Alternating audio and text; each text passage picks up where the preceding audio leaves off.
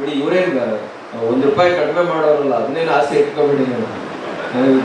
ಇವರು ₹1 ಕಡಿಮೆ ಮಾಡೋದಿಲ್ಲ, ಫೀಸನ್ನು ಬಿಡಲ್ಲ. ಆದ್ರೆ ಒಕ್ಕಲಿಗರಿಗೊಂದು ರೇಟ್ ಇಡ್ತಾರೆ, ಮತ್ತು ಬೇರೆಯವ್ರಿಗೊಂದು ರೇಟ್ ಇಡ್ತಾರೆ. ಅಲ್ಲೇ ನಾವು ಸೇವೆ ನಿರೀಕ್ಷೆ ಮಾಡಕ್ ಆಗೋದೇ ಇಲ್ಲ.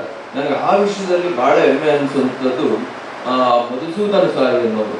ಅವರು ಪ್ರತಿಪತ್ತಿಯ ಸತ್ಯಸಾಯಿ ಅವರ ಶಿಷ್ಯರು.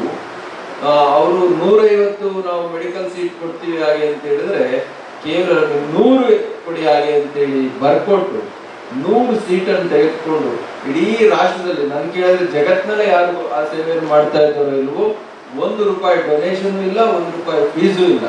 5 ವರ್ಷ ಕೂಡ ಅವರಿಗೆ ಉಚಿತವಾಗಿ ಶಿಕ್ಷಣವನ್ನು ಕೊಟ್ಟು, ಊಟ ವಸತಿಯನ್ನು ಕೊಟ್ಟು, ಅವ್ರನ್ನ ಉತ್ತಮ ಡಾಕ್ಟರ್ನಾಗಿ ಮಾಡಿ ಸಮಾಜಕ್ಕೆ ಅರ್ಪಣೆ ಮಾಡುವಂತ ಕೆಲಸವನ್ನು ಮಾಡ್ತಾ ಇದ್ದಾರೆ. ಈಗಾಗಲೇ 2ನೇದು 3ನೇದು ವರ್ಷ.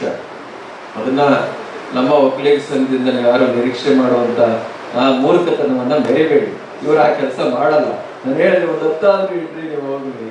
ಆ ಇಂಜಿನಿಯರಿಂಗ್ ಕಾಲೇಜಲ್ಲಿ ಒಂದು 50 ಇಡಿ, ಒಂದೊಂದು ಬ್ರಾಂಚಲ್ಲಿ ಒಂದು 10 ಇಡಿ, ಈ ಮೆಡಿಕಲ್ ಕಾಲೇಜ್ನಲ್ಲಿ ಒಂದು 10 ಇಡಿ.